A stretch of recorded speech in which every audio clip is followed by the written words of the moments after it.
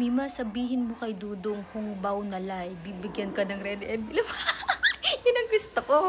Love, Hongbaw na lay. Ha? Later na. Later na? Hongbaw na lay? Later daw? Ano kayo? Sino ka nag-utos noon? Gustong gusto ko yun. Ayan na, ibibigay na yata. Di daw siya nakapagdala ng red envelope.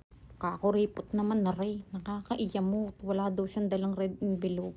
Mamaya na lang daw. Baka makakalimutan pa. Mag-comment kayo mamaya, ha? Kunwari ako yung nagbabasa lang ng comment. Sasabihin nyo sa akin, mamaya, garne ang comment nyo, ha?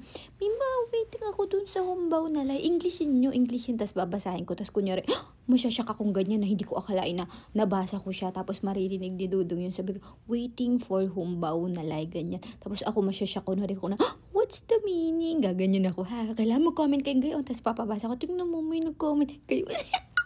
Ganun ang ating atake.